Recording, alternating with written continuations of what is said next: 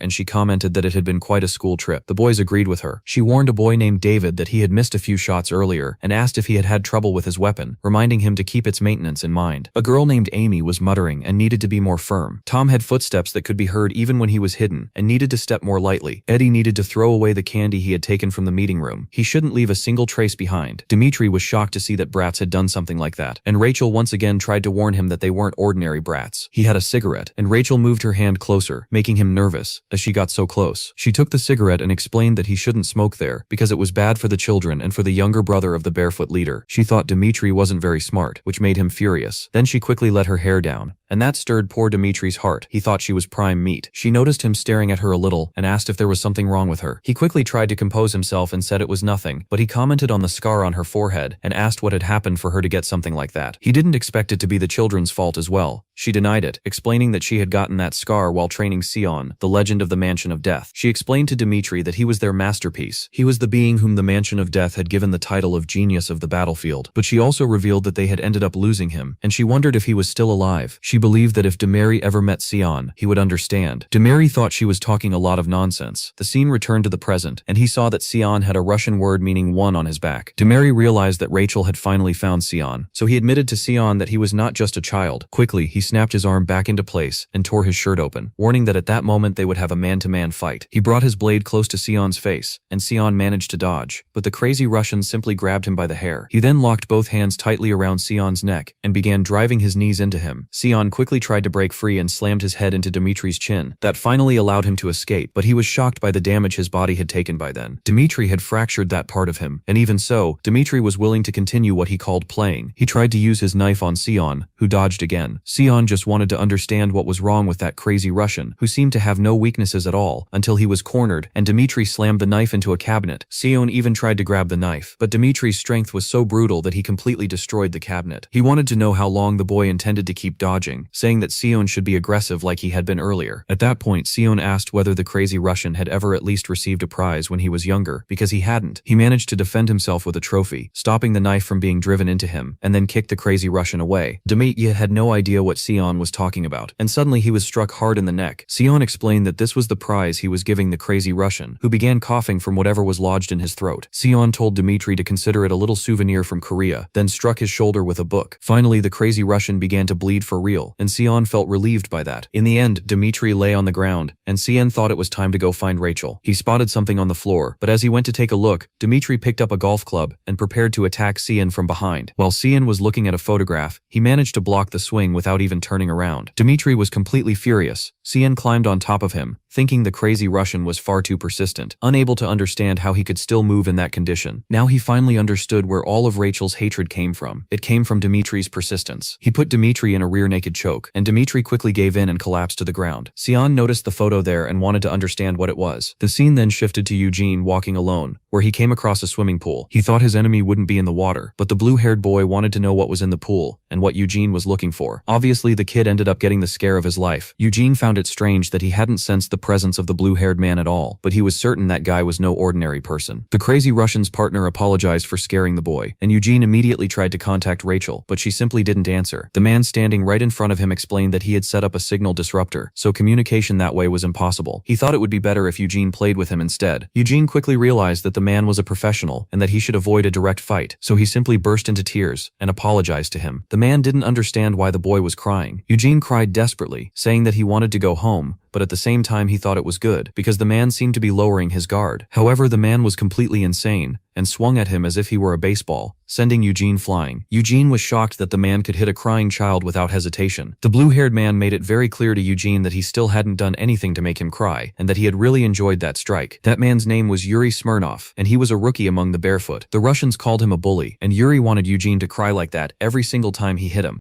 Eugene had in mind that he was a good kid from the Death Mansion. He had received special training from a very young age, and because of that he could complete any mission given to him, regardless of the situation. He often used the tactic of screaming and crying, because the scene shows him crying near two guards, who were armed and didn't understand why a child was there. Eugene pretended not to understand, and the guard wanted to know how he had gotten there. He also wanted to know what the men at the main gate were doing, so he tried to communicate with the main gate. However, the men responsible for the gate were already dead, and obviously, Eugene had done it. So the guard had no choice but to ask the boy how he had gotten there. Eugene explained that he had been with his father and was going to the bathroom. The guards assumed his father was inside, and as adults, thinking children were weak, they lowered their guard. One of them took out his phone to find out the name of Eugene's father and somehow try to contact him. Children are weak and need adult protection, and a child's cry triggers an adult's protective instincts. That was when Eugene took advantage, grabbed a knife, and knocked one of them down. While the other guard was fiddling with his phone and found it very strange that no one had arrived with a child, he suddenly saw his partner on the ground and wanted to understand what had happened. Then he noticed blood on his comrade and became terrified, trying to figure out what had happened. He looked around to see if it was the child who had done it, and wanted to know where Eugene had gone, not realizing Eugene was right behind him, and immediately attacked him with full force. Eugene was completely different. He wasn't a normal child like the others from the Death Mansion, and didn't need adult protection. He had received special training and followed his orders strictly, but now he wanted to understand what was wrong with Yuri, as he hadn't even hesitated to attack a crying child. Yuri pulled a baseball bat from his protector, and Eugene noticed that the man even seemed to enjoy it. Yuri noticed Eugene had stopped crying, and didn't like it one bit. Yuri wanted to see if the kid would cry again if he hit him a little more. Eugene focused on his movements and Yuri quickly got very close. Eugene managed to dodge the blow and the baseball bat smashed into the ground. Eugene was amazed by the incredible force, which was completely different from the previous blow he had attempted. Yuri explained that the bat wasn't ordinary. It had been specially made by him. He wanted to see if the boy found it interesting while Eugene was just trying to dodge his strikes. The problem was that he eventually got hit on the arm. Yuri wanted to see how long the boy could keep dodging. Eugene fell to the ground, and Yuri took advantage of the moment to stab the boy's foot with the tip of the bat. The boy felt intense pain and started screaming. He then grabbed his butterfly knife and tried to strike Yuri, who defended himself with the bat. The boy jumped and landed directly on the stairs. Yuri gave him 10 seconds, warning that he needed to run as far as possible. Yuri seemed to enjoy it and said he would start counting. Eugene began to flee, realizing Yuri wasn't an ordinary opponent, and he had 10 seconds to reach the farthest place he could. But the more he stepped, the more his foot bled, and suddenly Yuri appeared again, trying to strike him with the bat. But Eugene was very good at dodging and couldn't understand because 10 seconds hadn't passed yet. Yuri, seeing the boy's expression, was surprised that Eugene believed what he had said. Again, he tried to strike Eugene, who raised his knife to block it, but Yuri hit with such force that Eugene couldn't block with the knife. The boy flew through the air and landed in the pool. Yuri found it hilarious to harass children, and Eugene felt intense pain in his arms. He began to believe he was a useless child, and remembered Seion acting like a crying baby, as if he were Eugene, saying that he was a useless child who would never be part of a family and needed to be discarded. Eugene got angry and hit Seion because of that. While Rachel wanted Seion to stop bothering the boy and get ready quickly. Seion then told Eugene he would stop, and the boy asked if he was planning to save Hayano's mother, remembering that she had given up her rights over Seion, and they were no longer a family. Seion pretended not to understand what the boy meant, and Eugene remembered that the woman had spoken. He found Seion strange because he was trying to save her even though they weren't a real family. He also thought it was strange that she treated him like family, when she didn't even know his past. In the end, Eugene felt that family didn't seem like that. Seion didn't know what to say, but preferred to ask the boy what he thought. He asked Eugene if Hyunho's mother was family to him. Eugene began recalling the moments the three of them had spent together, unsure of the answer. He grabbed his knife and looked at her, explaining to Seion that her definition of family was completely different from what he knew. He didn't understand it, and Seion explained that Eugene should ask her next time he saw her. She had asked him to take Eugene next time. Eugene hadn't expected that, and Seion explained that was why he would take him next time, so Eugene could ask her. At that moment inside the pool, he questioned what a family really was. Yuri observed and began imagining that the boy didn't know how to swim. Suddenly, Eugene emerged from the water, screaming for help, and Yuri realized Eugene could swim. But Eugene said he didn't know how to swim, which was strange, because a killing machine should know how to swim. Yuri was shocked that the boy didn't know, and found it very entertaining to mess with him. He handed Eugene the baseball bat, so he could hold on and get out of the pool. Eugene knew he was a child who triggered protective instincts in adults, but this man was terrible, and didn't care about children. Yuri warned that Eugene would survive a little longer once he was on solid ground. The boy grabbed the baseball bat, but Yuri quickly pulled it away, teasing him. In the end, he wanted to see Eugene drown. Soon Eugene began to submerge, and Yuri thought his boy could hold on a bit longer. He could even save him because he had had so much fun. But Eugene didn't want to give up. He quickly grabbed Yuri's foot. He used all his strength to throw Yuri into the water and was determined to go all the way to complete his mission. He managed to knock Yuri into the water, and Yuri was furious, thinking the boy had lied to him. Eugene grew confident as he began to act, and soon he executed a chokehold on Yuri. After all, he had been specially trained to be a capable child. Yuri didn't like at all that the boy had lied about not knowing how to swim, which was indeed strange. Eugene thought Yuri had been very naive to believe what he said, and considered him nothing more than an amateur. Yuri of course was outraged, and wanted the boy to release him immediately. Eugene noticed that Yuri was more persistent than he had imagined, and realized he just needed to hold on a little longer. Then Yuri grabbed the tip of the bat, and started striking Eugene's arm, causing so much pain that Eugene had to let go. Now Yuri was determined to finish the boy once and for all, swinging his baseball bat again. But Eugene was very fast and managed to get away. He even thought that entering the water had been a good idea since it would have been far more dangerous on solid ground. Yuri was a very strange man, seemingly lacking maternal love, and warned that he would kill Eugene anyway. Eugene was a boy without God in his heart, so he didn't feel scared. What really caught his attention was how Yuri was balancing as if the laws of physics didn't apply to him. Soon Yuri jumped and tried to attack the boy again. Eugene immediately went underwater, and Yuri warned that he couldn't keep this up forever. Eventually, Eugene would have to surface and risk getting hurt. For now, Yuri was more curious to see how long Eugene could stay underwater. Eugene realized Yuri was even more psychopathic than he was, so he tried to escape somehow while Yuri ran along the rope toward him. The problem was that Eugene was running out of air, and wondered if he could put his head above water to breathe a little, but he imagined that Yuri would kill him if he did, so he stayed underwater. Yuri noticed that the boy had been underwater for over 2 minutes. Seeing that Eugene was swimming in the opposite direction, Yuri began to chase him from above the water. Eugene, holding a knife, saw an opening and cut the rope Yuri was standing on, catching him completely by surprise. Yuri fell back into the pool. Finally, Eugene had a chance to breathe. Yuri was furious at the boy's tricks and swung his bat underwater, a completely senseless move, as swinging a large weapon underwater is highly ineffective. Yuri realized he had been foolish, and Eugene slowly approached him. Water is denser than air, providing greater resistance, making large objects a disadvantage, while smaller objects like Eugene's knife gave him an advantage, especially since Eugene himself was smaller. He tried to stab Yuri, but Yuri dodged, and Eugene used the rope he had cut to tie it around Yuri's neck. Yuri was caught off guard by the small boy again. Eugene put all the strength of a killer doll into it, then emerged from the pool gasping for air. In the end, Yuri suffered for underestimating someone just because of their size. The scene then shifts to Rachel, who was shooting at several henchmen from the construction company. The problem was that she felt pain in her leg and still had to assist Mary. She continued firing, and took down many of them. Mary asked if Rachel was okay, and Rachel tried not to worry her. Mary thought things had gone too far and suggested retreating, but Rachel made it clear that they were there to eliminate all traitors. She reminded Mary that Seion was dealing with Dimitri and those henchmen, who were no real threat to her. Then she realized that it was the last magazine for her gun. Mary thought the mission was becoming extremely difficult, especially with Yuri and Dimitri from Descalso surpassing their calculations. She tried to call for reinforcements on her phone. Rachel thought Mary was being cowardly for doing that, but Mary reminded Rachel that both of them were injured. Rachel reminded her that earlier Mary herself had said she couldn't see clearly, and asked how she even knew Yuri was there. Mary explained that she had made a small error. Rachel immediately pointed her gun at her, demanding an explanation. How could Mary, under the control of the Death Mansion, betray them? She ordered Mary to answer. Mary explained that they had found a way to break the 3 principles of the Death Mansion. Rachel was concerned, and asked what she meant. Mary revealed that Null had returned, leaving Rachel extremely shocked. Mary approached Rachel and clarified that this was as far as she would go, especially since it was her last magazine. She grabbed it, and Rachel tried to make a move, but Mary struck her leg with the magazine she had taken from her. Even so, Rachel managed to knock Mary down, and wanted to know how Mary knew that name. Suddenly, a man pointed a gun at Rachel's head, and ordered her to stop. She was warned that this was the furthest she could go, but it wasn't just one man. Another was also aiming at her. Rachel was outraged, and one of the men forced her head to hit the ground. Then another man stepped forward, asking what had happened. Mary quickly apologized for making them wait, and in the end, everything was over. She told the men to handle the rest quickly. She wasn't sure if they should capture Seion at that moment. The scene suddenly shifts to Yu Ha-ho's mother, who was holding a knife with trembling hands. She told Yu Ha-ho's father that someone like him shouldn't be a parent, and quickly threw his knife to the ground. Kwon saw that he was trying to help her, but she hadn't accepted the gesture. He asked if she really accepted being called family when she was just going to let her son get beaten and cry. However, Hyunho's mother simply slapped him, and he wiped his nose. He had thought it would be easy but ended up feeling disgusted by her. He then called several henchmen into the room, and reminded Hyunho's mother that efficiency was important in their line of work. She was shocked, and the scene shifted to Seion, who put on his coat, put the photo away, and decided to set it aside for a moment. He tried to fix his spine, since his whole body was aching. He tried to fix what was left of himself, while thinking about the time he had fought the Russian mercenary in the director's office, knowing no one would believe it. He also considered the Byungwoo construction company unpredictable, and wondered how Kwon knew about those Russian mercenaries after all. Having connections with those guys wasn't simple. While reflecting, he noticed a camera recording him. Quickly he jumped, realizing he hadn't thought of that before. He ran into several men, and one of them shouted that he had found Seion. Seion responded with a knee to the face. The problem was that they called him the blonde-haired boy, which infuriated Seion. He wanted them to remember his name, but it was a waste of time anyway, so he started taking down all of them with sheer brutality. The henchmen were shocked by his strength, and one of them started shooting. Seion used one of the henchmen's accomplices as a human shield. This allowed Seion to reach the shooter, and when he fired, Seion lifted the gun with an elbow strike. His hands were faster than lightning, and had the strength of a bear. His punch resembled a medieval weapon called a mace. The scene then shifts to Rachel, who had just woken up. Mary was standing in front of her, and Rachel began scolding the girl, unable to believe Mary had dared to betray them. Rachel then realized she was trapped. Mary explained that she wasn't betraying the Death Mansion, but was showing Rachel who the true masterpiece of the Death Mansion was. Rachel didn't understand at all. Mary explained that the director always said that the greatest masterpiece and legend of the Death Mansion was Seion. She remembered the director always telling stories about what Seion had done when he was young, and that Mary should work hard to become someone like him. Mary, upset at how obsessed everyone was with Seion, wondered just how amazing he must be for people to act that way. But now she thought Seion was just a stupid high school kid. For her, what they called Helena was nothing more than an illusion of the past. The director had just been covering up the mistake of losing Seion, glorifying him, and turning him into a legend. Mary touched Rachel's forehead, where the scar was from training Seion. Rachel tried something with her finger, and Mary realized that instead of dismissing her own mistakes, it was also good to recognize the mistakes of others. She would show that to the director herself. That legend was only in the past, and she would prove that the true masterpiece of the Death Mansion was herself. She revealed a tattoo in Russian on her skin that meant two. Rachel looked at the camera and saw Seion standing, and she started laughing. Mary didn't understand what she was laughing at. Rachel thought Seion was acting recklessly. She realized that Mary only had eyes for Seion, and after all the mistakes and acknowledgments, Rachel clarified that Mary was just spouting words that made no sense. Mary thought Rachel couldn't admit it, but Rachel made it clear that Mary wasn't a match for Seion. Rachel thought Mary, as a returned item, was audacious for making such ridiculous claims. This upset Mary, who quickly grabbed a gun from her bag and fired close to Rachel, making it clear it was just a warning. She could very well hurt Rachel, and if she was called a returned item again, she would make a hole right over Rachel's scar. Rachel, however, continued mocking her, asking if that hurt her feelings. Then Kwon arrived, apologizing for interrupting their conversation. He explained that he was almost done, and Mary seemed ready as well. Kwon asked if he had interrupted Mary at a bad moment, and apologized again, considering the humiliation he had suffered from Rachel. He thought a few holes wouldn't be enough, and that Mary could take all the time she wanted with this. Mary asked what had happened to his face, and he explained there had been some setbacks that were resolved. The scene showed Hyunho's mother with her head on the table, while her son was on the terrace with his father's henchmen. henchman. Mary expressed that Kyun had worked hard and thanked him, but he said it was nothing and was grateful to work with someone who understood him. When he was about to ask Mary for the next plan, the man with glasses simply put a cloth over his face. Kwon tried to understand what his henchman was doing and suddenly fainted. The man with glasses didn't want Yusuf's father to be upset, as he had only accepted a job offer. In the end, he did everything for money, showing he was like the crab. And while Kwon slept, Mary remarked that he had been useful until the end when he brought Seion to that school. Now she would give him the role of protagonist in that incident. A father consumed by rage tried to avenge his son, which Mary thought was a great story, but at that moment she wanted to know where Seion was. She looked at the cameras, confused why the screens were acting strangely. Rachel explained that among the children of the Death Mansion, there was one with exceptional talents. She was so talented that she was given a nickname along with the title of Masterpiece. In Mary's case, her nickname was Tu, and she was the masterpiece of strategy. Mary didn't understand where Rachel was going. Rachel explained that Seion had been the greatest masterpiece of all talents long before Mary. Mary remembered the director talking about Seion and became angry, thinking the true greatest masterpiece was herself. Suddenly, the power went out. The man with glasses checked his phone, and the ceiling broke. Seion, despite Mary's attempt to warn him, struck the man's head with full force. Rachel went all the way to prove that he was the masterpiece of the Death Mansion. The scene shifts to Seion, now quite small, and the director made it clear that he was incredible, explaining that although all the children of the Death Mansion were amazing, only a child like Seion with those top-tier abilities and talents could truly be considered the best of the Death Mansion. He said that Seion was a masterpiece, and even started to say that Seion was the second masterpiece, but he corrected himself and said the boy was the first. Then he congratulated Seion for this, and a tattoo artist was waiting. The director took the boy to the tattoo artist, wanting him to understand that he was the greatest masterpiece of the Death Mansion. Mary watched this and felt a strong sense of envy. Now he was standing right in front of Mary, and Rachel shouted at Seion, warning him to be careful with Mary, but he didn't need to hear anything more. He already had an idea while heading there. He just needed to know the details of what had happened. But first, he preferred to hit Mary and ask questions afterward. Mary was surprised that he wouldn't hesitate to hit a girl. She quickly grabbed a knife and warned Seion that Hyuho's mother wouldn't like that. Seion thought she had no right to say that since she was the main reason all of this had happened. As he expected, Mary attacked him even though he was part of the Death Mansion, and he believed that she could break free from the principles of the Death Mansion. He thought he should have a proper conversation with her later. They began the battle, and he managed to defend against her attack, making it very clear to Mary that she had started it. Mary had already anticipated this from him. She thought it would be a bit difficult to win against him using just strength, so she quickly made a move and ended up flipping him. Seion didn't understand what technique she had just used, and tried to regain his balance with his hand on the ground. Rachel noticed that this was not something they taught at the Death Mansion. Suddenly Mary started running, and Rachel told him to follow Mary and capture her at all costs, explaining that there must be someone behind her, and they needed to find out who it was. Seion was surprised and paused to think. While Rachel thought he was an idiot and should move as fast as possible, he immediately ran after Mary. He was indeed thoughtful and wanted to understand what was really going on, but he was certain that whoever was behind her, or even she herself, knew how to bypass the three principles. He asked her to stop for a moment because he wanted to clear his doubt with her. She opened a door and went inside. He was annoyed because she was truly trying to escape by any means. However, Mary clarified that she wasn't trying to run away. It was just the beginning. She threw several chemical bombs she had made, causing a strong explosion. Seion smelled it and from the explosion guessed it was metallic sodium, red phosphorus, and ammonia. He couldn't believe she had taken all that so quickly from the science lab. It would be very dangerous if he inhaled it, and he tried to defend himself. She tried to attack him with a knife again, but he managed to dodge. She ended up stabbing the knife into the wall, and he coughed from the chemical smoke. While the girl tried to hit him in any way, she hit his arm. He started bleeding, and she managed to make another cut. She even asked if this was where Dimitri had hurt him. Seion was in shock and wondered to himself if she had seen everything. He realized he needed something he could use as a weapon. He dodged another attack from her, but Mary explained that she had already analyzed everything about him. She kicked the table he was about to grab something from, explaining that when he was at a disadvantage, he tended to look for something useful, but she declared that he wasn't the only one who could make use of the objects around him. Again, she made another cut on his arm. Things had gotten serious now, as his wound had reopened. The bleeding seemed severe, and she tried to cause another explosion. He threw his coat, which caught fire in her direction. Mary managed to dodge the coat easily, and by the time she realized it, Seion was already gone. She saw the door he had exited through. Seon's arm was badly injured, and he had lost more blood than he had expected. Mary had struck the same spot multiple times, and it had been genuinely dangerous for him. He began to lament that if it weren't for the crazy Russian earlier, he wouldn't be so hurt. He glanced at the library, wanting to know who had been assigned to clean the place. In the end, he was sure that anyone who saw it would be shocked. He remembered Rachel and put it in his mind again that all of this was his fault. Meanwhile, Mary walked on, wanting to find Seion. Then she saw a trail of blood down the stairs, and thought it would be difficult not to find him that way. But she hoped at least to find him alive. She knew he was listening and told Seion that the title of greatest had been given to him. However, she found it a bit strange because titles were usually given based on a child's unique talent, but the director had simply named him the greatest masterpiece. She believed the director had made a mistake, calling him the first masterpiece so casually, with many more exceptional children expected in the future. She thought it was absurd to call Seion the greatest masterpiece. The girl was genuinely envious and wanted in every way to be called the greatest masterpiece. In the end, she thought the director had acted without thinking, as Seion didn't seem to meet her basic standards yet was called that. She entered the room, but only found a lot of blood on the floor and a stapler. Seion was right behind her, thinking she talked too much, and wanting to know why she talked so much. He made a move, but she managed to defend herself. He had used a book for that, and she stabbed the book with her knife. She saw his left arm and swore it was bleeding. Seion was smart and sutured the cut with the stapler. He explained that before she thought about being the greatest masterpiece, she should learn the basics. Then he punched her in the face, sending her flying, but he simply didn't accept the laws of physics and pulled her by her clothes, explaining, for example, that she shouldn't be silent in the library, and showing her the sign that requested no noise, which was one of the basic principles. So he wanted her to answer his questions very calmly. He wanted to know if she knew a way to get around the 3 principles. Mary hadn't imagined he was at that level, and regarding the 3 principles, she thought they were just rules that some idiots were brainwashed by. Seion was surprised to learn that there was a way, and Mary found it amusing. She wanted to know if he was curious about it. The scene then shifts to a house where a couple, Mary's adoptive parents, live. Mary told them that she had finished, and explained that there was an error in her thesis that she had to correct, but she needed deeper knowledge in the field and had to look for it. Her mother pinched her cheek and thanked her for it. Mary smiled and seemed happy. The scene then shifts to the parents sitting down while Mary went downstairs. She had brought a bit of coffee for her mother, and told her that she was writing a thesis that contained an error. She also showed how it should have been done. Her mother thanked her for that, but thought it would be better to take a short break and get some sleep. She didn't want the two of them to stay awake for too long. She even complained that if her husband stayed there, he should sleep in another room. Mary's father told her to let her mother go because she seemed stressed and said he would step out for a moment. Afterwards, Mary's mother woke up. Mary told her mother that she had organized her materials while she slept. Her mother was surprised and looked at the paperwork, but at the same time, she wanted to know where her father was. Mary explained that her father hadn't said where he had gone, so her mother told her to make sure she knows where he is next time. Then the scene shifts to Mary showing a photo of her father with a blonde woman. She explained that she had found him, just as her own mother had asked, noting that the woman next to him was 28 years old. Mary explained that she had followed him and that they stopped at the entrance of Hotel 307 at the edge of the city. Her mother suddenly shouted for her to stop talking, saying she didn't want to hear anything more about it. Mary was confused. Her mother grabbed the coffee, and Mary warned that the coffee wasn't good for her body and was making her stressed. She also thought that if things continued like this, her mother could end up with a menstrual imbalance. Her mother suddenly slapped her in the face. Mary was completely baffled. Her mother wanted to know if Mary considered herself the smartest person in the world. She also wanted to know if Mary thought she was superior to her. She made it clear that no one could replace her. The scene shifts to the director, who had understood everything that had happened, but thought it was very strange for the woman to send her back. Mary immediately apologized to the director. The director patted her head and told her she didn't need to apologize, explaining that people usually feel uncomfortable around someone better than themselves, so it was understandable. He reminded Mary that she was the smartest child in the death mansion. Mary hadn't even realized this, but the director made it clear that she was, and she shouldn't feel sad. He thought he should have considered it more carefully, and shouldn't have allowed her to be adopted so easily. He said he would use her talents for the death mansion from that moment on, and wanted to know what Mary thought about it. She was very excited. The scene then returns to the present, where she sees that Seion had really returned. The director shouldn't have been distracted by someone like Seion. Seion didn't understand why she was changing the subject. He didn't care, and wanted her to get straight to the point, but Mary bit his hand and thought he was wrong. Seion saw that she wanted to keep trying, and quickly tried to attack her, but she blocked him with her own foot and said she had regained her breath. She used her knife, forcing him to back off to avoid another cut. He was obviously furious because she was only buying time. Mary quickly released her hair, and Seion thought that wasn't all. She seemed different from before. Mary said she was going to fight seriously from that moment on. She tried to punch him quickly, but he dodged and even blocked her attacks. He thought she was fast, and Mary had anticipated this. He didn't understand how she knew what he was thinking, and Mary didn't understand why he was surprised, saying she could easily understand what was going on in his mind. She knocked Seion down and holding her mini knife planned to cut him. Seion quickly grabbed a book, defending against her attack. He quickly removed the book along with the mini knife, and she noticed that his strength and speed were on a completely different level now. She wondered if he had thought about that. Both of them leapt into the air. Although he had been trained since childhood, she wondered how he could face adults, let alone trained professionals. She wondered if he had ever felt like something was wrong before. Seion wanted to know if she would keep talking nonsense. Mary realized it was useless to talk, because he didn't understand. Suddenly he realized it. Mary prepared another move, wondering why he was considered the legendary masterpiece. She grabbed a book. Seion wanted to know if she was obsessed with that. She managed to land a few hits on him with the book. She explained that he was wrong, and that it was all just a strategy. He glanced to the side and saw a chair. She clarified that the same applied to that, believing he hadn't expected it, and thinking he was very stupid because it was all over for him there. She struck him hard, and the book practically shattered. She declared herself the best in the Death Mansion. Seion thought she was completely mistaken and asked her if she thought that was enough, saying this as his blood flew everywhere. He quickly grabbed the chair and tried to hit Mary with it. Seeing that he failed, he smashed the glass. He recalled his childhood training, explaining that this martial art was based on the premise that both hands hold weapons. He had been trained by a woman who looked like a two-door refrigerator, modified with horse blood. She explained that this martial art was so dangerous and lethal that it guaranteed the opponent's death. At that moment, Seion had a piece of glass wrapped in paper in one hand and a piece of the chair in the other. The technique he used was called Kali Arnis, Alexander style. He rushed at Mary with all his fury, and she immediately recognized it as Kali. He hit her with full force, sending her flying. She thought she should be the best, and immediately remembered the director. She fell to the ground, bleeding heavily. Seion pointed the piece of glass at her neck and began to lament. He gave up on what he was going to do and placed Mary on his shoulder, deciding that this would be the last time. All the talk about breaking the three principles was just lies to him. Mary warned the director that next time, he really wouldn't let it slide, as if she were speaking directly to him. The scene then shifts to the Death Mansion, where several bodies lay on the ground. A person held a katana while the director had a huge cut across his back. Then the scene shifts to two of Kwan's henchmen, who looked up at the sky. They thought it was about to rain, and wondered how long they would have to wait there. In the end, they were just waiting for the signal to continue. When it started to rain, they knew they would have to throw Hunho from above as soon as they received the signal, by any means necessary. Obviously, all those men were irritated, thinking it would have been much easier to just throw the boy and leave the rain behind. However, they knew what they had to do in front of Seion, and obviously they couldn't fail their mission. But one of the henchmen noticed that Huo was awake and had heard everything. Surprised, they were clearly unhappy about this. The man began dragging him while Huo begged to be left alone. The poor kid at least understood his current situation. One of the men asked if it was true that he hadn't died even after falling from the 4th floor. Although Hunho didn't understand much, fear and terror leave an unforgettable mark. The henchmen didn't want him to be a nuisance, so they wanted to make sure he would die this time. The memories hit him instantly, shocking him to the point that he began to vomit. The henchmen were bewildered, not understanding what the hell was happening. They were already annoyed from getting soaked in the rain, and now seeing him vomit only made them angrier. Suddenly Eugene appeared and approached the boy, asking if he was Hunho. In any case, he believed it really was him. The henchmen were impressed to see the child. Eugene was sure it was Hunho because it matched the description he had been given, a useless, pathetic-looking kid who was clearly a total loser. Hunho wanted to understand who this boy was. Eugene immediately grabbed his knife. If he had to explain, he would say he was a regular customer at Hunho's diner. The henchmen also drew their weapons, thinking the boy must have come from the Death Mansion or something similar. But before they could act, Eugene cut down several of them at once. They were stunned, and some even fell to the ground, unable to comprehend what had happened because the boy was so fast. Hunho, of course, didn't understand any of it and wanted to figure out what kind of child Eugene was. One of the henchmen saw no choice but to draw his gun. Hunho was terrified and didn't know what to do. It was exactly how he had felt before, like a total failure, and he was furious about it. Eugene moved toward the armed man. Before Eugene could do anything, Hunho felt pain in his foot from the injury Yuri had caused earlier. He lost his balance, and Hunho rushed toward the man, pushing him with his shoulder. He made it clear to the man that he wasn't pathetic, but at the same time he bit the man's ear, showing that the man was a bit pathetic and delicate. He warned Hunho's henchman not to point a gun at a child. The man screamed, not wanting the human dog to rip off his ear. The man aimed his gun at Hunho's head to resolve the standoff. Before things could spiral out of control, Eugene kicked the henchman's head like Neymar kicking a ball, telling Hunho that he was retracting what he had said before and even admitting that Hunho might have some use after all. The scene then shifts to Mary waking up, this time tied up, while Rachel was free. Rachel was glad Mary was alive, as it would prevent further problems. Mary hadn't realized she had lost. She wanted to know where Seion was. Rachel explained that he had said he forgot his clothes, but she knew it was just a flimsy excuse. He was probably searching for the old woman and her son. Rachel decided to stop talking and get straight to the questions. She injected Mary with a substance, warning her that it was a kind of truth serum, which could be fatal if administered in high doses. She demanded complete honesty from Mary. Rachel grabbed Mary by the hair and asked what the girl had been doing behind her back. Mary immediately explained that if it had to be like that, the truth serum wasn't necessary. She presented a hypothetical situation in which she was trying to take down the current Death Mansion alongside Null. Rachel asked if this was some kind of joke at her expense, wanting to know if Null was alive. Mary thought Rachel seemed to care about him and explained that Null had left a large scar on his forehead and had been unable to apologize properly. The true legend of the Death Mansion, whom Rachel had been hiding, was alive. His name was Null, leaving Rachel extremely surprised. The scene then shifts to Seion, who was running until he realized he had reached Hyun's classroom. He was taken by surprise. He found Hyun's mother with her head resting on the desk. He panicked and called out to her. Hyun's mother immediately called for her son. Seion was overjoyed that she wasn't hurt. When he tried to open the door, he remembered her telling him not to return, and also recalled Rachel saying that it was all his fault. He hung his head in shame. Eugene then encountered him and asked if something had happened. As Seion didn't seem to be doing well. Seion was surprised by the kid and wanted to know if he was hurt, but Hyunho appeared along with the boy and immediately wanted to understand why Park Seion was there. Eugene explained to Hyunho that Seion was the guy he called Sean, and he seemed like a dumb guy, but he was also the one who completely destroyed the idiots who were after Hyunho. Hyunho was shocked and wanted to understand what Seion had done. He really didn't understand anything they were talking about. Things like Russian mercenaries and the Death Mansion were all new to him, and he couldn't see how it had anything to do with him. In the end, he wanted to understand why all this had happened to him, and whether it was because he got involved with Seion. So he wanted Seion to explain the whole situation to him. But before Seion could explain everything, Eugene saw Hyunho's mother, immediately shouted and called her mom. Hyunho also shouted when he saw his mother, and wanted to understand why she was there, completely ignoring what Seion had said. Seion was quite startled at that moment, and Hyunho tried to wake his mother. He then asked Eugene to get Hyunho and his mother out of there. Afterwards, he was supposed to go to the parking lot and meet up with Rachel. Eugene didn't understand all of this sudden chaos, and wanted to know if something was wrong, but Seion didn't want the boy to worry, so Seion called Hyunho over and explained that he would explain everything later. That was all he could say at the moment. He also apologized, saying he couldn't protect them the way he should have, and so the three of them left. Hyunho really wanted a proper explanation from Seion, wanting all the details about what Seion was trying to protect and what he was worried about. Seion promised he would do so, and wanted anyone hiding there to appear immediately. Suddenly a man appeared out of the darkness and told Seion that he was very clever. He noticed his blonde hair and blue eyes and identified him that way, but he called him Sean, just like the people from the Death Mansion. He explained that he had been a little nervous because he had heard Seion was a legend, but admitted that the guy was completely different from what he had heard, and that he thought Seion would be a terrifying man. Seion immediately wanted to know who this guy was, and the black-haired man revealed that his name was Jung Hyun. Next, the scene shifts to a village in the snowy fields of Siberia, at the headquarters of the Barefoot group, in a place called the Bear Cave. A man was drinking from a bottle, and his mouth bore some scars. He immediately asked why the visitor was there. The man with the scarred mouth was Beluga Koshlov, part of the strategic planning team, hoping the visit wasn't just for them to pray together in harmony. However, the young man there thought it was obvious just by looking at Beluga's expression that the Death Mansion was in a very serious situation at the moment. His name was Vincent. He was affiliated with the Death Mansion and was their writer. Vincent explained that the director was furious with the Barefoot group and that there is something called courtesy between business partners, but it seemed that the Barefoot people did not know their own limits. Beluga didn't like hearing that at all. Meanwhile, a big man believed that if something happened in Korea, it couldn't have been avoided, and that it was only a small accident caused by a mission. That big man was Sasha Denisov, affiliated with the Barefoot group, acting as a tactical training instructor. He explained to Vincent that they were trying to prevent any conflict with the Death Mansion, which Vincent found extremely ridiculous. Now he understood why they had sent Dmitri, the second in command of the organization. Not satisfied, Vincent wanted to be sure they even sent the best of the Barefoot group, Igor Medvedev, who was the #1 in the group. Sasha tried to explain, but a large white-bearded man didn't want to hear it and thought Sasha talked too much for a small man. He got up and got very close to him. Sasha didn't like being called a small man, but he quickly ended up with a cut on his face. Vincent pretended to be surprised, sarcastically asking when the kids had entered, noting that the cut on Sasha's face was thanks to how well trained those kids were. Beluga clarified that they shouldn't do such things to the children, and immediately drew his weapon, wanting to resolve things on the spot. But before he could do anything, a boy simply stood on his sofa, shocking Beluga. Vincent looked at the boy confused, noting that he hadn't told them to come down. The boy explained to Vincent that something was wrong, and Vincent asked what it was. The boy explained that the director and the others left behind at the Death Mansion weren't able to make contact. Soon a henchman arrived and wanted to tell Beluga something. Beluga, not very patient, listened as the henchman whispered in his ear. Beluga couldn't believe it and wanted to know what happened to Chief Igor. Then the scene shifts to Seion, who had just heard the name Jang Hyun and thought it sounded somehow familiar. Seion still didn't know if the pressure he felt earlier in the corridor came from this guy, as he didn't seem so dangerous at first glance. Suddenly, Jang Hyun tried to kick him. Seion only had time to try to block it with his arms and couldn't understand what had just happened. It felt more like being hit by a hammer. Jang Hyun was surprised that Seion managed to block it and had hoped to defeat him with just one strike. Suddenly, Seion tried to strike Jang Hyun, who quickly grabbed his arm and twisted him completely like a toy, warning that resisting would make it hurt even more. He also said he had expected more from the masterpiece of the Death Mansion, then compared Seion to the old man and tried to kick him again. Seion managed to block it, but he felt an incredible impact. Jang Hyun wanted Seion to stop and just fall, so he tried another kick. This time, Seion grabbed his leg, trying to understand what Jang Hyun was attempting by appearing so suddenly, and clarified that he was still a legend of the Death Mansion. If Jang Hyun kept comparing him to the so-called old man or whatever, he would really be offended, so he threw Jang Hyun hard against the wall, breaking the glass. Jang Hyun was caught by surprise, as it seemed he hadn't done anything to this mysterious guy. Jang Hyun was surprised that his opponent tried to throw him out the window, saying that he had been told Jang Hyun was a good kid, but now he saw there was nothing good about him. Seion thought that guy was grumbling a lot, and suddenly Jang Hyun grabbed him by the face and gave him a huge shove. Jang Hyun wasn't happy at that moment because he wanted to kill Seion, and in the end he would have to take Seion to Null. He almost killed his opponent unintentionally. The scene then shifts to Mary, who was smiling and wanted to know why Rachel was so nervous, inviting Rachel to cooperate with them. Rachel thought it was ridiculous, and maybe Mary didn't understand the situation she was in, but Mary thought that the one not understanding was actually Rachel herself. Explaining that he would be there soon, she was referring to the leader of the Barefoot group, and even she wouldn't stand a chance against Igor, the strongest of the Barefoot group. But she ended up hearing over the communicator that Igor wouldn't be arriving after all, because the private jet he was taking toward Korea had simply exploded. Igor was probably at the bottom of the sea at that moment. Rachel was shocked and apologized to Mary for raising her hopes. Rachel's voice soon became choked with emotion as she recognized the voice on the other end of the communicator. The person greeted her, noting it had been a long time, and asked how she had been. Obviously, he was being ironic. He said he wanted to see Rachel in person, but it wasn't possible at that moment. He had to do a lot to get to where he was. Rachel wanted to know how Null was using the director's line, and Null didn't understand why she was asking. He explained that he had been with the director at that moment, but unfortunately, the director was not in a position to speak. Mary didn't understand what Null meant by this, and remembered that Null had said the director would be safe. Null explained to Mary that he had lied about that, and apologized. He had actually killed the director, and explained that his goal from the beginning had been to destroy the Death Mansion, so naturally the director had to disappear as well. He also clarified to Mary that all of this happened because of her. Mary was shocked. He considered dividing attention by initiating a conflict with the Barefoot group an unimaginable strategy. He thought she was truly a masterpiece of strategy, and thanks to her, most of the priests were sent to the Barefoot group, allowing them to easily destroy the Death Mansion. As a bonus, now the leaders of both organizations were out of contact, and at that exact moment, they were probably suspicious of each other. As Null had anticipated, Vincent and Beluga had already come into conflict in the frozen snowfields of Russia. Vincent wanted to know if Balagua wanted to settle this once and for all. The sparks of conflict were about to ignite, and Balagua was indeed willing to do it. He would make sure to send Vincent directly to his god. However, all of that was just a spark, and suddenly a two-door refrigerator woman arrived, demanding that the two stop. After all, she was the pinnacle of Russia, and would not allow this. She wanted to know if the two had forgotten the directives of the Alexander house. Beluga was surprised and did not expect her to come personally. The name of the refrigerator woman was Sophia Alexander. She thought it was better Beluga didn't know, as the problems could become even greater. Since they were in front of a lady, at least that's what she believed, because she could simply split Chuck Norris in half. She wanted the two to act like knights and lower their weapons. Sophia Alexander was also known as a war hero. Beluga hadn't imagined that the Death Mansion had the courage to bring Sophia, and Vincent also hoped that was the case. Sophia explained that although she had helped the Death Mansion in the past, saying they had brought her there was extremely unpleasant for her. The boy was impressed that with her presence, the two couldn't move. He saw the power Sophia Alexander possessed, and was amazed at seeing that two-door Brastemp refrigerator. Alexander immediately stated that she hadn't come to take sides with anyone. She was only trying to warn them of the seriousness of the situation. Sasha wanted to understand what she meant. Sophia explained that the situation was not just a problem for the Barefoot group in the Death Mansion. She revealed that the long-awaited discarded masterpiece, the one the Death Mansion had kept hidden, was Null. The scene then shifts to Seion, who clarified that he wasn't an Amazon package for Jang Hyun to decide whether to take him or not, but Jang Hyun wanted Seion to figure out for himself who he was, and would say no more, explaining that he would only try to take Seion back. Suddenly Seion bit Jang Hyun's hand, which enraged him. Seion had simply bitten Jang Hyun's bandage, and tasted something terrible. Jang Hyun looked at his hand in disbelief. The bandage was in Seon's hand. Seion wanted to understand why he was carrying such a disgusting thing. Jang Hyun became furious, and demanded that Seion return it. He immediately tried to punch him, but Seion dodged. Jang Hyun became extremely agitated, and wanted his opponent to return it immediately. Seeing that the guy was acting strangely, Seion threw the bandage back at him, causing him some pain. At that moment, Jang Hyun's phone started ringing, and he decided to check it. It was Null calling, wanting to know how things were going. Jang Hyun explained it was nothing serious. Null hoped he wasn't getting too excited during the fight again, believing that even with his warning, Jang Hyun had done it. Null reminded him that if Jang Hyun helped him, he could help him find the person he was looking for. But if he ended up killing Seion, he would be in big trouble. Jang Hyun apologized to Null, explaining that Seion was extremely different from what he had been told. Null had high expectations but thought Seion was just a noisy guy with terrible fashion sense, and also hated his hair. Seion really hated it when people commented on his his appearance. Null wanted to know if Seion was really that weak. He found it strange because things shouldn't be like that. Null also wanted to know if Seion had been chosen by a relative or something like that. Jonghyun thought Null was complicating things, and Null wanted to know if Jonghyun was testing Seion. Jonghyun grew a little impatient but still wanted to know what he should do. Null explained that maybe Seon's relative was nearby, and Jonghyun should go and kill that person. But while the two were talking, Seion suddenly delivered a huge punch to Jonghyun's face. Jonghyun really didn't expect it, and wanted to understand what was happening, as he hadn't seen Seion approaching. Seion then tried to kick him, but Jonghyun dodged, and the kick hit the ground, causing destruction to the floor. Seion himself was surprised, and wanted to understand what had happened at that moment. Jonghyun wondered if this was Seon's true strength, and began to think that Null might be right. Null announced that the legendary Shan of the Death Mansion would be useful for his plans. At that moment, Jonghyun saw the sunrise and thought time had passed quickly. Null said that since it was morning, it was time to leave. Jonghyun wanted to be sure he could really leave at that moment. Null explained that Sehun was tied to a relative, so he wouldn't be useful even if Jonghyun took him. They would leave him under observation a little longer, because from that moment on, things were really going to start. Then Eugene arrived and told Seion that they had problems. When he was about to mention the director, he noticed that Seion had lost focus and didn't understand why. Seion looked to the side and went into shock, wanting to know where Jonghyun was. Eugene had no idea what he was talking about. Seion explained that there was a guy named Jonghyun there, whom Eugene didn't know. Suddenly, Seion felt something and fell to the ground, leaving Eugene very scared. Seion explained to Eugene that he had to find Jonghyun because he knew something. Suddenly, he began to squint, realizing he couldn't chase Jonghyun because his body was badly injured. Eugene, in the end, just wanted to understand what had happened. A month passed since then, and it was said that the White Tiger Central team had cleaned up the damage left behind. Meanwhile, the school temporarily closed. Seion heard that during times like that, the school deducts from students' vacations. Though he wasn't sure if it was true, it was also revealed that the culprit behind these incidents was Yusef's father. A headline reported that the owner of the Byungwoo construction company was taking revenge for his son. The article explained that he had done all of this after his own son was accused of being one of the main perpetrators of school oppression. He had developed a grudge against the school and carried out his plan. Seo believed that Hyunho and his mother were shocked by everything. He went to the cafeteria, which was temporarily closed, and the note posted said it was due to health problems. Seo realized he wouldn't be able to visit them for a while. He opened the cafeteria gate and Dmitri immediately pointed a gun at his head, seeing that he had finally appeared and wanting to know how long Seion had planned to keep him waiting. Seion was surprised and couldn't believe the crazy Russian had really come. Dmitri explained that he couldn't avoid it due to the circumstances and urged Seion to hurry, as everyone was already there. They wanted to speak to the people from the Death Mansion. Seion looked at everyone present and thought they got along very well. It was hard to believe that a month ago they were itching to kill each other. Mary had handcuffs on, and the crazy Russian thought that, in any case, business is business. Moreover, the person who was supposed to pay had disappeared. The most important thing was that Igor, his brother, had been eliminated. They couldn't let Null go unpunished. He pressed a knife near Mary, and hearing that Null came from the Death Mansion, demanded that Mary tell him anything she knew at that very moment. Rachel explained that they were all in the same boat because the director had been captured by Null. Rachel also thought that if it weren't for the Barefoot group, they wouldn't have been easily defeated. Yuri thought she was mocking him because he believed the Death Mansion people had attacked first. He pointed his baseball bat at Mary, blaming her for everything, and insisting she should be dealt with first. Mary thought they were very simplistic, while Yuri threatened to hit her, even if she was just a little girl. Seion just observed, and Eugene thought everyone should calm down. In the end, everyone had been tricked by Null. The boy thought they should resolve things one step at a time. Dmitri believed Mary should reveal everything she knew about Null. Seion thought that for them, the leader of the Death Mansion had been kidnapped. Most of the orphanage's forces were decimated, and the leader of the Barefoot group was missing. He thought it would be best to consider him dead, but Seion was also certain that everyone there already knew who their common enemy was. His idea was for everyone to form a temporary alliance. Rachel didn't fully understand, so Seion explained that they had the same enemy and should join forces for a moment. Yuri saw no reason to unite, but Dmitri thought forming a group would be interesting and wanted to know what the group's name would be. Seion hadn't thought about it. The crazy Russian thought Seion was an idiot for not considering that. Seion thought that since the organizations joining were the Barefoot group and the Death Mansion, they could take the first letters of each organization in English, forming BAD. And since they were the good kids of the Death Mansion, if they translated that to English and changed good to bad, it would become Bad Kid. He wanted to know what everyone thought of this. He also declared that the group's mission was to take down Novel. Dmitri explains that he just liked the group's name because it starts with the first letter of his own group. Yuri is surprised that his comrade was actually planning to join the group, and the crazy Russian explains that he liked the name and didn't think it was wrong for them to organize themselves. After all, he believed that in just 1 month, Seion had become a completely different person. Dmitri wanted to know from Rachel what had happened to Seion, and she truly didn't know what to say. The scene shifts back to a month ago in the hospital, and Vincent calls Rachel to check on Seion. She says he is still recovering, and that he had definitely overdone it. Vincent feels relieved to hear that and thinks they'll be able to help Seion recover without any issues. Meanwhile, the other children are doing chores, and one of them asks Vincent where they should put the books. Vincent thinks he can take care of the books himself. Rachel wants to know the situation with the Mansion of Death, and Vincent Vincent explains that they returned after hearing Sophia's warning, but the director had already disappeared. Vincent has one more thing to make clear to her. Null had taken the record of the good children. Rachel is surprised because if he took the record, things were really going bad. The situation the director had worried about had indeed happened. Null intends to personally retrieve the good children who were sold, and he was already in action. The scene shifts to Null killing the parents of a child, and telling the child not to be afraid because he was not an enemy. He explains that he is there to save the child, and asks the child to join them. The scene then shifts to Vincent, explaining to Rachel that they are checking the locations and personal information of the buyers in the reserved records, but they have too few people to investigate all the buyers. Vincent is doing something he doesn't want to. He borrowed help from the members of the Barefoot group. Noelle also thinks it's part of Null's plan. Rachel is worried because with the parents dying, control of those children could go to Null. Vincent thinks that would normally be the case, but Mary said it wouldn't happen that way, explaining that he had found a way to break the third principle. If he really found a way to do that, it was concerning because the director had always feared the children ignoring the three absolute principles of a good child. Rachel thinks that's why the first thing the director asked her to do was check whether Seion was still under the control of the three principles. Vincent agrees with her and wants to know if Seion hasn't realized it yet. Rachel says he hasn't noticed so far. Vincent suspects that Na will want to contact Seion first, which is why they have to bring Seion back no matter what. Null and Seion must not meet. The scene shifts to the Mansion of Death, moving back slightly in time, where a woman is yelling at a child in a car, wanting her to get out immediately. The director wonders what would bring a woman like that at such an hour. The woman already knew the kind of place it was, and she shows the boy to the director, wanting him to raise the boy, who is very downcast. It's Seion. The director explains that they are an orphanage that only takes in lost lambs, so he cannot take in a child who has a mother. But the woman is willing to pay however much money the director wants, and throws Seion on the ground like garbage, just wanting to leave him there. She cannot raise a child like him, and the boy just listens to everything. The woman wants the director to do whatever he wants with the boy, even selling him if necessary. The scene shifts to Seion, in his current state, just waking up. He doesn't realize he is in a hospital, and wants to understand what happened. He soon remembers Mary and Jang Hyun, and is surprised because he clearly remembers Null telling Jang Hyun and even Seon's relative to kill him. He immediately leaves the hospital in a panic, worried about Hyunho's mother, still shouting and calling her mother. He reaches the elevator but it isn't working, which frustrates him at that precise moment. He starts climbing the stairs and sees a sword in the middle of the elevator doors, not understanding what's happening. Novel is happy that Seion finally arrived, admitting he had been waiting a long time. He also says he missed him, and obviously Seion doesn't know who he is. Null is surprised that Seion doesn't remember him and is not pleased at all. He grabs Seon's hands, expressing that it's not cool, and explains that he missed Seion so much that he traveled all this way to see him again. Seion is a bit shocked and doesn't understand how Null got so close so quickly. He couldn't see his movements. Null clearly remembers telling Seion to go and kill that person. Seion tries to punch Null and recognizes the voice from Jang Hyun's phone. Null confirms it but also thinks the whole situation is a bit problematic because Seion is still trying to act like a good child and chooses his parents by himself again. Seion doesn't understand what Null is getting at, and Null sees that Seion truly remembers nothing. He grabs his sword and explains that he's talking about the kind of person Seion was. Seion is very frightened. Null tries to strike him with his sword, and Seion just tries to defend himself. Null explains to Seion that from the start he was not like the other children. In the end, he believes Seion should know this because he is a good child. Suddenly, he thrusts the sword very close to Seon's body. Seion doesn't understand if he is truly a good child or not. He then remembers the woman telling the director that he could do whatever he wanted with him. He thinks there is some misunderstanding and asks his mother if he did something wrong, noting that she had said that the woman was annoying because she talked too much. But now the woman can no longer bother his mother. Seion also feels sad about the woman's dog because he liked watching its tail wag when it saw him, but now it can no longer bark. He doesn't understand if his mother didn't like that. The director begins to understand a little of what's happening, and Seon's mother, very frightened, wants him to stay away from her because she doesn't consider him human. The director makes it clear to Seon's mother that he will take care of him and then takes him in with the director, who is also a priest. The boy finds it all very strange, explaining to the director that he has always been a good child who listens to his mother. Null is also there. The scene returns to the present, where Null expresses that it was a very strange feeling because Seion had never been taught to obey his relatives like the other children, so he wasn't supposed to act like a good child. Seion soon began to wonder if he really wasn't a good child. He was genuinely frightened by the thought, and Null confirmed it, explaining that if Seion insisted on continuing to choose his parents and act like a good child, he would keep killing his relatives repeatedly until Seion finally gave up. Seion then remembered being on the floor with his mother looking frightened. In a surge of determination, he grabbed Null's sword and broke it using his elbow. Null was shocked, seeing the sharp edge of the blade so close to his eyes, yet at the same time he was strangely pleased with what he saw. He then told Seion that he could never be a good child, because this was his true self. The scene shifts to Beluga, who was searching for a bottle of liquor in the Mansion of Death. He admired that the people there had good taste in fine things, and managed to find a vintage bottle. Vincent appears and asks if stealing had become part of Beluga's profession, which catches him off guard. This is why he thought he couldn't let just anyone into his home. But Beluga, being brazen, thought he should receive a proper welcome since he entered their house. Vincent glanced at the papers on the table, curious about what they were. Beluga, a notorious troublemaker, arrived with 4 bottles, proclaiming himself the ultimate enemy, and explained to Vincent that the documents contained the security details for the Mansion of Death's clients. Vincent didn't understand Beluga's point, but Beluga explained that he had heard Null was hunting the mansion's clients, and the children alone wouldn't be enough to protect them, so he sent his Barefoot mercenaries to monitor the clients, ensuring that even if Null or anyone else tried to harm them, it wouldn't be easy. He also assigned guards based on the client's wealth, explaining that protecting VIPs was the key to the business. Vincent saw that Beluga was a strategist, not lucky, and his position was well-deserved. Beluga jokingly said that for this reason, they shouldn't make a huge fuss over a few bottles of liquor, asking Vincent if that wasn't a fair deal. Vincent thought Beluga didn't know the real value of the bottles, and that the director would be furious if he found out. But Beluga, being brazen, was drinking precisely because of that. He wanted to taste it. He even asked Vincent if he wanted a glass with him. The scene shifts to a table covered in wine splashes. Beluga, completely delighted, said the drink was amazing and made it clear to Vincent that they were accomplices in this crime. Vincent immediately felt guilty. Beluga revealed that he was still curious about one thing, and Vincent asked what it was. Beluga wanted to know how they had brainwashed the children, making them strictly follow what they called the 3 principles, so obedient that he even considered adopting one as his sister. Vincent didn't seem keen on discussing it, and Beluga realized he might have sounded inappropriate, clarifying that he was just curious. Vincent didn't like the term brainwashing, but explained that most of the children brought there had been abandoned by their families. These children had a stronger sense of deficiency than others, and that's exactly what the mansion used. They told these children they had been abandoned for being imperfect, so they needed to become good children. A good child must prove their worth, surpass all others, and only then could they become part of a family. Otherwise, they would be abandoned again. Beluga wanted to know if the Mansion of Death controlled the children only through this system, and Vincent explained that a sense of deficiency has a strong binding power. Beluga thought the Mansion of Death's methods were terrible, and wondered if the director had invented it all. Vincent explained that it was inspired by someone not exactly a good child, but a child who wanted to be good and would do anything for their relatives' approval. The director created the system based on him. The law of the 3 absolute principles came from Seion. The scene shifts to Seion threatening Null, who warns him that this is his true self, and Seion ends up taking a kick to the face. However, Seion clarifies that he means if he kills Null, who wanted to kill his mother. He doesn't understand why he can't be a good child. He remembers his mother wanting distance from him because she didn't see him as human. He also recalls being slapped by Hinho's mother, who never wanted to hear him call her mother again. In the end, he thinks Null is right. He truly isn't a good child. Null smiles upon hearing this. Seion realizes the pain and feels that his strength has returned. He could return to being a good child. Null finds it amusing that Seion wants so badly to become a good child, and reveals that this is exactly the problem. Because of Seon's actions, the Mansion of Death has the absolute principles. They start fighting again. The children are now controlled because of Seion himself. Null cuts Seon's hand, and his blood splashes on Null's face. Yet Seion still attacks Null with force. Null wants to see how far Seion will go, acting pathetically, and quickly makes Seion drop the sword tip in his hand. Null prepares another move, but Seion dodges and jumps to grab the piece of sword stuck in the ceiling, attempting to strike Null again. Null dodges, but Seion manages to cut part of his clothing. Seion grabs a pot of soil and throws it at Null, who slices it with the remaining sword piece. But Null is surprised by the sword tip Seion is holding near his face. Null acts quickly, forcing Seion to drop the tip, thinking he had the upper hand, and Seion delivers a massive punch to Null's face. Null quickly tries to attack him with the remaining sword. Seion, clever, dodges. He finds the sword extremely annoying and attempts another punch. Null, enjoying the fight, clashes his hand with the sword, breaking what remains. Null is surprised Seion managed that, but still thinks Seion isn't as capable as he imagined, delivering a kick to Seon's face. Seion immediately returns the kick, but Null blocks it with his hand, holding a knife in the other. The scene shifts to Beluga, who asks Vincent who he is talking about. Vincent explains that the boy's name is Seion, and that he is the one Beluga tried to kill. Vincent asks if Seion had any personal security, and Beluga reveals he assigned no one to Seion. Vincent emphasizes that Seion is the most important. The scene shifts back to Null and Seion fighting. Sophia arrives, asking if they were playing house. Null is surprised to see her, and Sophia notices Null's arrogance and troublemaking. She hasn't seen Seion in a while, and wonders what kind of look he has. She explains that she did a little cleaning, and will greet Seion properly later. For now, she will deal with Null, Sophia punches Null so hard that he flies away. She had forgotten Null was still young and not a fully grown man, so she realizes she might have hit a bit too hard. Seion is surprised at how Sophia managed to do that to Null. When Sophia sees that Null has disappeared, she expected him to be fast. She tells Null that they'll stop there, as her job isn't to catch Null. Seion doesn't understand, and Sophia wants to talk to him first, even calling him her disciple. She says it doesn't matter how long he's been absent. She wants to understand why he's become so weak, and thinks some adjustments are necessary. She carries Seion as if he were nothing, and thinking about it, he really is nothing to a woman who's like a two-door refrigerator. Obviously, he was quite worried, and she explained that she had forgotten to tell him earlier. The old lady who used to live in that house was no longer there, and every member of the Mansion of Death was being targeted by Null. Seion, of course, was no exception. Sophia wanted him to trust her, promising that she would protect his relatives in the name of the Alexanders, even though they were the parents he had chosen of his own free will. She also wanted him not to worry, and to focus solely on his training, asking if he wanted to start with squats and deadlifts. He was visibly startled. She then realized that he might remember, and if he failed, he could die. The scene shifts to a month later, with a car driven by the crazy Russian. Seion explained that he was doing squats with TNT tied to his lower body, and asked if the crazy Russian understood the situation, as it could explode the moment he relaxed. Dmitri admitted he thought it was just a rumor, and observed that Sophia was tough. Dmitri noted that the Alexander family was different, and that Seion had a strong reaction just hearing the name. The crazy Russian asked how much Seion had improved. Seion didn't understand what he meant, but Dmitri clarified that he was asking about Seion's skills, since he was learning directly from Sophia and wanted to know how far he had come. Seion found it odd that the Russian was curious, and asked Dmitri if he wanted another fight. Eventually, they arrived at their destination, and Seion asked Dmitri where to go. Seion opened the door and said goodbye. Dmitri questioned whether it was really safe for Seion to go to school, given that people were after him. It could be very dangerous. Seion found it strange that the crazy Russian was worried about him. Dmitri didn't understand why, and asked Seion to alert him if anything unusual happened, telling him not to be foolish and try to handle things alone. But Dmitri talked a lot, so Seion decided to close the door. He had barely entered the school when some classmates started talking about him. To make matters worse, the other students assumed the crazy Russian was his father. They thought he was far too young to be Seion's parent, and even looked like a model. Seeing the car model too, they concluded that Seion might live a good life in a large house. Seion became pensive, while Dmitri, frustrated, sat in the car, having only tried to help. The scene shifts to a different location. Jonghyun lay on the ground, staring at a bandage, until Null arrived and complained that the place was extremely dusty. He told Jonghyun that living in such conditions was hazardous to his health, and asked how he was doing. Hyun explained that he had been waiting for him, and wanted to know why Null was only appearing now, as he had many questions. Null apologized, saying he had many tasks to complete. Null noticed that some things had changed in the place, and Hyun confirmed, explaining that he had decorated a bit of the space he called home. He remembered he should offer something to drink to Null. Quickly, he grabbed a pair of scissors. Null thought it was fine and didn't want to bother him. Hyun moved toward the drink machine, used the scissors to grab a drink, and dragged Null by the hand so they could sit and drink. He told Null that he had been told those chairs were magical, and that whoever sat in them would only speak the truth. He wanted them both to sit, and also wanted an honest answer from Null. Null couldn't help but notice that Hyun was talking a lot, and wondered if he was in a good mood. But Hyun wasn't feeling well, and demanded honesty from Null. After all, Null had promised to find a certain person, and Hyun wanted to know if Null was really searching for them, and why it was taking so long. Null confirmed he was looking for that person, but he had something to do first. He wasn't alone in this. Hyun also had a role. Their mission was to rescue Seion. Hyun needed to bring Seion so that Null could keep the promise he had made, but Jang Hyun thought Seion had nothing to do with finding that person. He told Null that this was the chair of truth, and that he shouldn't lie, otherwise he would kill him. Null assured Hyun that he was telling the truth, and asked him to trust him, though he also thought Hyun was just a strange guy with great abilities. Null thought it would be easy to manipulate and use him, but Hyun was more perceptive than he expected. One wrong move and everything would go to waste. Hyun reminded Null that he should reconsider if he planned to unsheath his sword. The conversation was getting dangerous, as Jang Hyun held a pair of scissors. Null tried to lighten the mood by giving him a pat on the shoulder, saying he would continue searching for that person from now on. Hyun then stood and told Null he had something to say, asking if he was willing to go somewhere interesting with him. Hyun was curious for a moment. Suddenly the scene shifts to the classroom, where Seion enters and comments begin immediately. Some students thought he had been suspended, but others knew that all the photos were fake. Seion had invented the whole story to protect his reputation. He sighed, feeling relieved that everything was false. He remembered Mary using her phone and saying that it might cancel his suspension. She had also threatened the director. Seion had a photo, and wondered if he could use it to threaten the director, and return everything to normal. He almost vomited looking at it, thinking there should be limits to image manipulation. But Mary said the image wasn't manipulated. It was simply the director in a maid outfit. It was truly a hellish sight. Sitting at his desk in the classroom, Seion nearly collapsed. He hadn't forgotten that photo. Suddenly, the three guys Seion had previously called his accomplices appeared. One of them asked how Seion was doing and immediately cursed at him. Seion was embarrassed and explained that the images were fake. He returned to school, but the guy wasn't interested in talking and made it clear that Seion should follow him. Outside, the guy admitted he felt ridiculous for believing Seion was close to gangsters and realized the photos were just a joke. Seion looked around, checking if anyone was there. The guy made it clear that Seion needed to pay attention while he spoke, then tried to strike him. Seion simply flicked him and quickly dismantled the big guy, signaling to the other two that he really wanted to try it but wouldn't be harsh, as they were all in the same class. The scene shifts to Sophia explaining to Seion that his problem was his obsession. It was because of this obsession that he was controlled by the three principles. Seion explained that his brain could accept it, but his body didn't fully understand. Sophia thought the boy was an idiot and saw that she had no choice but to use another method, leaving him completely confused. She explained that since he could only use part of his strength due to the restriction of the three principles, she just had to increase his total power. The scene shifts to him knocking down another one from the trio. The one who remained standing was shocked, wondering if this was some kind of joke. He quickly grabbed a mop, not wanting to show weakness in front of Seion. Seion immediately moved toward the guy trying to hit him with the mop. He broke the mop effortlessly, catching the guy by surprise. The bell rang, and Seion decided it was better to go inside, telling the three that he would go ahead. Inside the classroom, Seion reflected that Sophia's training had worked, but he still couldn't fully control it. He hadn't expected the effect to be so powerful, even while using only part of his strength. Suddenly, a boy arrived, asking if this was Class 2, Room 1. He spotted Seion and apologized to the others as he passed. Seion, meanwhile, was trying to figure out how to unleash his full strength so he could defeat Null and Jang Hyun. Then Jang Hyun appeared in the classroom, saying it had been a while since he last saw Seion. He kicked him in the face, sending Seion crashing into some desks, and commented that Seion had changed a lot since the last time he saw him. He noticed Seon's abilities had improved and questioned whether Seion had stopped pretending to be a good child. The scene shifts to Seion explaining that he would act as bait. Since Jang Hyun's target was him, it would be much easier if he let Jang Hyun find him. Seion then noticed Rachel getting ready and wondered where she was going and also what those clothes were for. Rachel explained that she couldn't just sit and watch him act as bait. She wanted to stay close. Remembering that he was an important asset of the Mansion of Death, an asset she must protect with everything she had, she asked him one thing: what was his goal in this operation? Seion thought it was obvious when he said it was to capture Null. Rachel, however, didn't want to talk about it and clarified that he was different from the children controlled by the three principles. No one gave orders to him or controlled him. She wanted to understand why he wanted to fight Null. She asked if he was still under the illusion that the old woman was his relative. Seion couldn't answer, and Rachel didn't want him to ignore the question. He admitted he didn't know. Regarding everything they were talking about, he explained that he didn't remember the day he was abandoned. His fight with Null made him vaguely recall that day, but when he tried to think about it, his body and head started hurting intensely again. Rachel couldn't understand why he didn't remember, and wondered if Seion couldn't consciously use his abilities. Seion explained that even without the three principles controlling him, he still couldn't fully comprehend his abilities. Rachel thought he had even less reason to take such a risk, and tried to understand why he would want to do something like that. Seion admitted she was right. They weren't family, nor even friends. But if he could truly choose something to believe in without the influence of the three principles, it would be that if anyone messed with that family, he could crush them into pieces. That was his choice, not a command or a principle. The scene returns to him taking Jang Hyun's kick. Since he was supposed to be the bait, he volunteered without hesitation. In the end, Jang Hyun took the bait. Ultimately, the one being trapped was Jang Hyun. The scene shifts to the three boys from Seiyun's class returning. Bad luck struck their leader. The door Seiyun had pushed after receiving a flying kick fell on him. Seiyun grabbed Jang Hyun's leg and threw him out the window. Jang Hyun broke the window but managed to hold on, acknowledging Seion's improvement. He tried to kick Seion, warning that they were just getting started, but he noticed many eyes watching and realized he should choose a spot with fewer people. Nevertheless, Jang Hyun wanted Seion's full attention. He grabbed Seion's uniform, and Seion quickly grabbed Jang Hyun's arm and replicated what he had done in their first fight. Jang Hyun was surprised, because the technique belonged to one of his uncles. He took a powerful kick to the face and went flying. He eventually recovered, and Seion had expected him to come after him at school but hadn't anticipated it would happen on the first day. Students commented endlessly on the fight until a woman passed by, asking why all the commotion. One student explained the situation and said the two had been in the bathroom. The woman instructed everyone to return to class so she could check things. Jang Hyun noticed that Seion was really different since the last time and thought he shouldn't hold back. Seion was annoyed, realizing that Jang Hyun had been going easy on him. He grabbed Hyun and threw him to the ground, making it clear that he wasn't interested in him. He just wanted to know where Null was. Instead of answering, Hyun kicked Seion in the face, testing whether he would continue. Hyun got up quickly and moved towards Seion, dodging his attack and kicking him with full force. He said that Null had asked him to keep Seion alive but doubted it would be possible if Seion continued like that. He sought Seion's cooperation so he could take him gently. Hyun was eager to find the person he had been talking about. Seion could see that Hyun didn't intend to kill him but wanted information about the old old woman and her son. Hyun was no longer entirely certain. Hyun had a cut on his face and wanted to understand what was happening, as Park Seion was completely different. Seion used a tool he found in the bathroom to attack Jang Hyun. Hatana tried to dodge in every way. He gained momentum from the wall and delivered a powerful punch to Seon's face. The woman began banging on the door, calling for them. Hatana realized they had made too much noise and thought the fight should end in a draw. But Seion, wielding his tool, made it clear he wouldn't let him escape. Hyun managed to grab Seion and saw that, since Seion wasn't going to let him go, he had no choice and jumped out the window while holding Seion. He wanted to know what Seion thought about it, as that free fall would certainly hurt a lot. Seion immediately remembered Hyun Hao and thought it must have hurt him a lot, so he drove the tool into the wall, and in the process they both ended up crashing to the ground, causing massive destruction. Seion quickly got up. Hyun was willing to continue, but the difference now was that his leg was injured from the broken tool being stuck in it. Then a woman arrived and stopped the fight, wanting to know if both of them were okay and also trying to understand what was happening. The two young men quickly tried to compose themselves and pretend everything was fine for her. Seion began feeling the same pain as before, a reaction in his body that he didn't understand. Jang Hyun explained to the woman that the clothes were new and that if he sewed them, everything would be fine. But the woman clarified that the clothes were the least of the problem. She wanted him to hold on because he was injured. Jang Hyun was confused, since she wasn't worried about his clothes, and wondered if she was concerned about him. He again told her he was fine, and suddenly the woman injected something into his arm. He was confused and wanted to know what it was. She explained it was something like an anesthetic. He didn't understand why she did it, and suddenly he fell asleep. The woman just wanted him to take a good nap, and she had many questions she wanted to ask him. She was satisfied that at least one of them had been caught, and of course that woman was Rachel. The scene then shifts to Rachel explaining to Seion that it was the same everywhere, and no matter where he went in the world, abandoned and neglected children existed everywhere. That's why they take these children as materials to create the ultimate weapon and send them up for adoption at an absurdly high price to any country that needs them. This is the Good Child project of the Death Mansion. As Rachel had said earlier, children treated as products are abundant wherever you go in the world. They weren't the only ones who had the idea of taking abandoned children and turning them into emotionless monsters, so she wanted Seion to think of it as a death mansion in Korea. Seion saw that Jang Hyun was also a good child, and he hadn't imagined that a good child would come from the Korean death mansion. Rachel wanted him to leave the rest to her and return at that moment, as interrogations were her specialty. Seion was confused when she spoke about interrogations, and also when she told him to return because he had no idea where he was supposed to go. She made it clear that he should go back to his room. After all, he was the only one who had said he wanted to return to school. She then started pushing him outside, but Seion wanted her not to be too harsh with Hyun. While Hyun was asleep, thanks to the injection Rachel had given him, he remembered when he was a child. A man was cutting his hair and told him to stay still so he wouldn't end up bald, explaining that a man's hair is everything, and if he looks bad for no reason, he won't be sold easily. Hyun wanted to know if he could get the same haircut as that man, whom he called Mr. Carpenter, because he thought the man's haircut was very cool. The carpenter noticed that Jang Hyun had a sense of style after all. The carpenter told the boy that he would add it to his record as an artistic talent, explaining that next time he was put up for adoption, they would charge 200 times more. However, he explained to the boy that he couldn't have that haircut. Han didn't understand why, because if it looked good, they could charge more. The carpenter explained to Han that they were different people, so something might suit him or not. He told Hyun he was handsome and should remain that way. He didn't just think the boy was handsome, but also very strong, and he should remain that way. The carpenter also told Hyun that he should be solitary because having something like a family would only make him weak. He wanted the boy to remember everything he had said. Suddenly, Hyun woke up groggy. Rachel saw that he was finally awake, and of course he didn't understand anything. He felt pain and looked at his leg, wanting to know what she had done. Rachel explained that she had given first aid and that the clothes he was wearing were Seon's gym clothes. He didn't understand why she was doing that for him, because in his mind, she should have been his enemy. Rachel thought that just because they were enemies didn't mean she had to be harsh with him. She only wanted him to cooperate willingly, so they wouldn't have to be enemies. Rachel reminded Seion that she had said it would be an interrogation, but for children like Hyun, she thought this method would work better since he had never experienced being loved and could be manipulated more easily. She approached him and asked if he could answer some questions. He felt a bit awkward, and someone was watching them from a distance with binoculars. He thought it wasn't right because Jang Hyun shouldn't be interested in Rachel. Null wouldn't like it at all, but he understood the boy because he found Rachel quite gelatinous. The man was a bit weird and thought watching from afar wasn't enough. He wanted a closer look. The scene shifts again to Jang Hyun, who refused to tell her anything, making it clear that no matter how nice she was, he wouldn't say a word. Rachel then asked if he was on Null's side, but Hyun explained that he wasn't on anyone's side because he should be solitary. Rachel didn't understand how he could attack Seion and yet not be on Null's side. He explained that he had his own goals and was cooperating with Null temporarily. Null just needed to get the information he needed to find someone. Rachel thought this was unlikely since Null was the same age as Hyun and suspected Hyun was being deceived by him. Hyun got irritated and explained that Null's information was real and that he had eyes and ears everywhere, even finding him while he was fleeing fleeing from the real Mr. Carpenter. Rachel didn't understand what he meant by the real Mr. Carpenter, and also wanted to know why he was running away. Hyun explained that the real Mr. Carpenter had taught him many strange things, and it was very difficult. He ran away after being trained by the carpenter for a few months, until a man with glasses started chasing him persistently. So he began living on the streets, and Null eventually found him. Rachel wanted him to calm down and explain everything to her. She wanted to understand why Null had sought him out, and Hyun explained that Null had said he had a goal and asked for his help. Null told him that he wanted to free all the good children from the Death Mansion, who had been sold all over the world. He said that they could all become one family. Just as Jang Hyun was finishing his explanation, the man who had been spying on them arrived and warned Hyun not to talk so much. He sat beside Hyun and started eating his snack, thinking the boy would fall for any little charm. Rachel quickly stepped back. The man with glasses said it was the first time he had met Rachel face to face and introduced himself. His name was Miguel, and he explained to the boy not to be nervous, as he was on the same side and only wanted to take him back to Null. Rachel couldn't believe that this was the Miguel she knew existed. Miguel wanted to know if she recognized him. He felt honored, mentioning a saying from the world of Spanish mercenaries. If an individual sees a killer waving his red muleta, he explained, referring to the bullfighter holding the red cloth to attract the bull, he should not stomp or attack recklessly, because the killer is always after his prey. That man was known as the Black Killer, the famous Antonio Miguel. Rachel wanted to know why he was with Null, but Miguel didn't like being called a killer and said he loved animals. Besides that, bullfighting was illegal at the time, so he didn't participate. The only thing he hunted was humans. Suddenly, he attacked her from behind. Although she tried to dodge, he explained that it had been a long time since someone had avoided his attacks, and at that moment he got excited. Hyun stepped in front of Miguel and wanted the mercenary to wait. The boy wanted to understand why he was there, since he was supposed to be after Seion. Miguel thought Hyun was very bold and might have fallen for Rachel's tricks. He reassured the boy not to worry, telling him he was handsome and would meet beautiful women in his life. That alone, he said, was enough to make him an adult. Then he thrust his weapon at the boy. Jong Hyun wanted to understand what the hell was going on. Miguel had a message from Null for the boy. If Miguel sensed even a hint of betrayal from Hyun, he could kill him without mercy. Null was also a bit wary of Hyun, which was another reason for this precaution. Miguel bid farewell to the boy, who fell to the ground, but Rachel appeared behind him and aimed a gun at his head. She fired, but he was very fast and managed to dodge the shot. His speed was so brutal that he quickly disarmed her and even tried to attack her, but she dodged, admitting it was a close call. The fight was intense. He tore a piece of her clothing, and she quickly grabbed her gun and fired several times. He wasn't intimidated at all, and thought it was all perfect. Eventually, her ammunition ran out, and Miguel quickly advanced on her, saying luck wasn't on her side. He pulled off her disguise and thought she was the best opponent he had ever faced. Of course, she was furious and held his weapon to prevent him from stabbing her, but he wanted to end it. Hyun hadn't died. He was just unconscious, remembering that the carpenter had thought he truly needed this, though it was something he couldn't teach. The boy didn't know what it was, and the carpenter explained that it was a skill only the real carpenter could teach. Perhaps Hyun would meet him someday and be able to learn it. Hyun got up, still weak. Miguel noticed, and when he looked in the boy's direction, he was gone. Hyun used his unique technique, drawing a lot of blood from Miguel with his bare hands. Hyun's unique technique is called the Wild Instinct. The scene shifts to outside the school, where a battered van is parked. A man tells the others that by Nold's orders, if Jong Hyun got in their way, they should get rid of him. One of them thought Hyun was just a brat, and that Miguel could handle it easily. But some inside the van didn't trust Miguel's skills, even though they had heard he was famous in Spain and called the killer. While one man tinkered with a gun, another checked it and saw that it was poorly maintained and shouldn't have broken so easily. They asked which organization the man belonged to, as his face looked familiar. In the end, it was Seion in disguise, who quickly revealed his identity to them, showing he wasn't on their side. The scene shifts back to Miguel, who dodges another attack from Hyun. Now he realizes that the boy has changed completely. Hyun's movements were no longer human. He was like a beast. Miguel grabbed his red cloth, thinking it impossible to lose against a beast. Rachel saw Miguel holding a crutch, telling her to stay where she was, as this was a battle between the pride of a man and a beast. Hyun prepared to charge at Miguel, who waited, opening his red cloth to attract the boy's attention, who looked like a devil. But Hyun simply tore the red cloth, and Miguel disappeared from his sight. Suddenly, he reappeared, grabbing the boy's shoulder and throwing him to the ground in one move. It didn't matter. Jong Hyun quickly kicked him with full force. Miguel had anticipated this and threw his weapon at the boy, continuing to attack. He threw several spears on the ground. Rachel, watching, didn't realize Miguel was so skilled. Miguel explained to her that he was a bullfighter. Suddenly, he got a knee to the face. He didn't even blink at the attack, only staring at the beast attacking him fiercely. Somehow, this excitement made him more energized. He kicked the boy, who hit one of the spears. Hyun realized he had been cornered for a moment, and Miguel even made the sign of the cross in Spanish to God. But he couldn't pierce his weapon through Hyun, because Hyun made an incredible leap and delivered a brutal kick to Miguel's face. Miguel immediately started spitting blood and fell hard to the ground, yet he was still willing to do much more. He was a killer. Waving the red cloth, having taken countless beasts and given them their final breath. But this was not something any human could tame. He realized that Zhang Huan wasn't just a beast, he was a monster. Miguel was no longer motivated by honor or pride. Then he glanced to the side and saw a fire extinguisher. Quickly he threw his spear at it, and the chemical powder began to spread. Rachel just watched everything. At that moment Miguel fled, not expecting to encounter something like this in Korea. Outside, a man observed the commotion. Miguel headed toward the van, realizing he couldn't tame Zhang Huan. He planned to hunt the boy and informed the people inside the van that plans had changed. What they were facing was a monster. He wanted the men to use dynamite and blow up all the brats he referred to. But Seion was alone inside. When Miguel asked who he was, Seion simply grabbed him by the hair and slammed his head into the floor, making it clear that Miguel's words were terrifying. Seion was shocked to see a man planning to kill school children, questioning his limits. Regardless, Seion warned that he had many questions to ask. He showed Miguel that the other men didn't know much. He had put them all to sleep and then pulled Miguel into the van. Meanwhile, Jang Hyun picked up his bandage from the ground. He realized Rachel had been right, and that he had been deceived by Null, but he suddenly felt the pain in his wound. Rachel quickly approached to prevent his body from collapsing, noting that he had exerted himself despite his injuries. She thought Jang Hyun needed to be more careful, as he hadn't even considered the person treating his wounds. She asked him to follow her, so she could treat his injuries again. Hyun insisted he was fine, and that he needed to remain solitary. The scene then shifts to a mysterious man outside, named Eden, who receives a call giving him his next order to take out all of them. He immediately sees Rachel with Hyun and aims his gun at her head. Without hesitation, he fired, and Rachel fell to the ground. Hyun saw this happening right before him and was visibly shocked. Rage began to consume him. Rachel was furious at Eden and tried to attack him, demanding to know who he was to shoot at others like that. Eden noticed that the shot had only scratched her, which disappointed him. Suddenly, Eden looked back and saw Seion about to stomp him. He aimed a nail gun at Seon's head, recognizing him as the young man known as the Legend of the Death Mansion. He fired nails at the helmet on Seon's head. Seion was surprised to see the helmet being pierced. It wasn't an ordinary nail gun. Eden got up and kicked him, but Seion blocked it. Eden realized that they knew how to push people to their limits, and even began to sweat. Rachel told Seion that Eden was also a good child. Seion found it strange because Eden was too old to be called a child. Rachel explained that it made sense, as Eden had been created before all the others. He was the first version. The scene then shifts to Mary, still handcuffed, drinking from a mug. Eugene was with her. She offered him a drink and asked if he was afraid it might be poisoned. Eugene explained he was just being cautious, as she was a shameless traitor. He didn't want her to forget that he was only accommodating her to get information about Null. He couldn't lower his guard until her cooperative behavior was proven. Mary thought Eugene acted like an old man and reflected for a moment. She asked if he knew that even children had versions. Eugene didn't understand. Mary explained that there had been a generation of good children before Seion and Null, called version 1. Eugene had never heard of it. Only a select few knew of their existence. Eugene asked if it was really important. Mary said he should view it as a cooperative gesture on her part. She explained that version 1 was created differently from their training. They were made to be customizable, trained to match their buyer's preferences, race, gender, age, and of course skills. Based on the training method, version 2 emerged to cultivate many children efficiently, which included Mary, Eugene, and the others. Eugene asked if version 1 was stronger. Mary liked to think version 2 had broader training and was superior, but version 1 had intensely specialized abilities, making them impossible to underestimate. The scene shifts back to Eden, still using his nail guns to attack Seion, who dodged all attacks. Seion then leaped and kicked Eden in the torso. Eden became furious, wondering what kind of monster Seion was. He realized Seon's speed and destructive power surpassed him. Eden tried to grab something from his pocket but was kicked again. He managed to pull out a tape measure and, holding Seon's foot, measured roughly 84 centimeters. Randomly, he measured Seon's legs and noted how long they were compared to his height. He even felt a little envious. Seion thought the man was crazy for saying nonsense at that moment. Seion then delivered a powerful punch to Eden's face. Eden, obsessed with measurements, measured Seon's arm at 64 centimeters. Soon he would measure something requiring blood to change size. Eden flew backward from the punch, in great pain, fearing he would die if hit again, but he had completed the measurements he wanted. Seion approached where Eden had fallen. He saw that Eden hadn't fainted yet, realizing he wasn't old enough to be treated as an elder. Eden became furious, feeling provoked by the boy. He declared that he was nearly finished with preparations, and again fired his nail gun at Seion. Remembering the leg measurements, he calculated the stride and speed, managing to hit Seon's foot with a nail. Seion was surprised. He tried to punch, but Eden, now knowing the arm length, dodged easily. Thus, Seion was forced to dodge Eden's nail machine, while his opponent warned him that running away wouldn't help at all, as hunting fugitives was one of his specialties. Using the wrench to defend the hammer, he pursued Seion, aiming to give the boy a facial harmonization. He tried to hit Seion, but something happened that left him confused. At the last moment, Seion grabbed 2 pipes and blocked the attack. Eden hadn't expected that, and Seion wondered if the guy was a construction worker for carrying such things. But Eden didn't care. He had already calculated Seon's measurements, and was confident he would win. So all he had to do was calculate and always attack as he had done before. But Seion used the Kali Arlis technique. Eden managed to dodge, but he was terrified by that that move, and Seion caused a massive explosion. Eden was confused and wondered if Seion had gotten stronger just by grabbing a few pipes, while Seion thought Eden was taking things way too far. Suddenly, Eden's phone rang, and he asked his opponent to wait a moment while he answered his father. His father wanted him to stop and return immediately. Eden understood and said that the workday was over, so he started running. Seion, of course, didn't understand what the hell was happening. Eden explained that he had finished his task and now had orders to return. Seion became curious to know if it was a command from Null, but Eden saw no reason to listen to the white-haired guy he found annoying, clarifying to Seion that he had received orders from his father. Seion asked Eden to wait a moment and inquired if he knew where Null was. Eden jumped over the wall and said he couldn't reveal anything about that. Seion was obviously furious and wanted him to stop immediately, until he felt a pain and looked at his foot, which was bleeding. He worried that he had overexerted himself and didn't want to imagine using his abilities twice in one day. The side effects were starting to hit his body, and he didn't want to faint again. Eden got into a small truck, thinking that Seion was a difficult kid to deal with. Eden never wanted to fight him again. He thought Null was a bastard for involving him in such a big mess, until suddenly a rebar pierces the roof and hits the steering wheel. Seion was on top of the car, and very angry. He wanted to know if Eden had heard him say to wait. The kid had a psychopathic look, and Eden thought the boy was very persistent. He grabbed a grinder, cut the rebar, and simultaneously accelerated the car. This forced Seion off the car. Eden thought the kids from the Death Mansion were crazy and looked like monsters. He felt he should have killed Seion long ago and left immediately, until he was hit on the shoulder from behind. Seion heard Eden say he would kill him, and wanted to understand why Eden hadn't done it, because someone who shoots nails at people's heads shouldn't have given up. Eden hadn't expected the kid to manage to hold on and stay there. He looked in the car mirror and managed to dodge the next attack Seion made from behind. He grabbed his Makita, thinking things were about to get more dangerous. By then, he didn't care anymore. It was all or nothing. He shot a nail into the bottom of the car so it would accelerate, quickly got out and told Seion that he had won. He wanted the kid to go ahead and try his best. Seion saw that the accelerator was nailed down and realized he would crash into the container. Dust rose from the impact, and Eden, who was on the ground, got up. He wasn't too weakened by his injury and wondered where Seion had come from. He thought he should go to the hospital because he was in a lot of pain. The truck was full of debris from the impact. The scene shifts to sunset, and Eden looked at it, thinking things were pretty bad, but he had no choice. And the big concern was the car. He didn't know what explanation he would give his father. He was in big trouble, and then Seion appeared. Eden couldn't believe the kid had followed him there. Seion wasn't in good shape and looked quite weakened. Then Eden's father heard a noise, looked to the side and was confused. He went outside and saw Seion on top of his son. Eden screamed in desperation at the sight of his father, who was shocked and wanted to know what the hell Seion was doing to Eden. Seion remembered the time he had been hitting Mary, when Hyunho's mother appeared and slapped him. Suddenly, he grabbed the rebar while Eden wanted his father to get inside because of the danger. Seion really seemed possessed. Eden's father panicked, wanting him to stop, and Seion simply struck the rebar against his own head, surprising both of them. He stood up and Eden wanted to understand what Seion was doing. With his head bleeding, Seion began lamenting, explaining that he had just remembered something useless. He told Eden he would ask only one more time. Eden would answer everything, and then Seion would leave him alone. Seion wanted to know where Null was. The scene shifts to the place where Eden stayed with his father. After all that terrible ordeal was over and they had organized themselves a little better, Eden first wanted to explain something to Seion while they were sitting at a table. He didn't want to apologize, but his father did it for him, which Eden didn't like one bit. The old man explained that Null had come looking for them a month ago and had tried to kill him, saying he would take Eden back. Eden had fought Null, but in the end, Eden was no match for him. Even though Null was injured, Seion wondered if Null's injuries had been caused by Sophia, since it had all happened a month ago. The old man explained that they had only survived on the condition of cooperating with Null. Eden stood up and began lamenting, while Seion watched. The old man said he hadn't expected Null's target to be a new guy, and felt there was no way to apologize. Seion thought it was fine, and only wanted them to tell everything they knew about Null. The old man explained that he hadn't seen Null since that day. He only gave orders via phone. Seion then said he would take the phone for a moment to check calls or location history, which Null hadn't expected him to do. Gradually, the old man began to believe Seion was some kind of specialist. Seion was surprised and explained to him that this was normal for a child. He wondered if the people around there couldn't do the same. The old man denied it, saying he hadn't requested such details when he commissioned Eden. Seion thought about what he had just heard from the old man and asked if he could inquire a bit further. The old man said he could answer everything within his knowledge, and Seion wanted to understand why an old man like him would commission Eden in the first place. Eden sat outside while Seion complained that his whole body hurt. Eden noticed the boy hadn't gone home yet. Seion sat next to him, and Eden wondered why he acted as if he were at home. Finally, he also asked about the woman from earlier, and Seion didn't want Eden to mention Rachel. He explained that he had barely stopped her from bringing a tank there and destroying the entire place. Eden pretended to be scared, but Seion clarified he wasn't joking. In the end, Seion wanted to know what Eden planned to do at that moment. Eden didn't understand where he was going with it. Seion reminded him that he had agreed to cooperate with Null, so Eden should fight him. Eden realized he was in a tough spot, and knew Null was dangerous. He didn't want to fight Seion again, but if he had to choose between Seion and Null, he would obviously choose to fight the weaker one. Seion immediately challenged him to a fist fight. In the the end, Eden only wanted to protect his father. That was the reason he had been created. The old man looked at a photo of Eden as a child. He kept many pictures of the two of them. His father had bought him for that very reason. Eden only didn't want his father to get hurt. Seion didn't know what to say in a situation like that, and wondered why Eden didn't open up more to his father. Eden didn't see the point. Seion thought the old man had his reasons for not wanting Eden to get hurt, but Eden found that unlikely. After all, to his father, he was just an item. Seion thought Eden was stubborn, and said that his father didn't think that way. Eden should have a proper conversation with him. Just as Eden was beginning to change his mind, a massive explosion occurred inside the house where they lived. The fire quickly spread, and both Eden and Seion were shocked by what had just.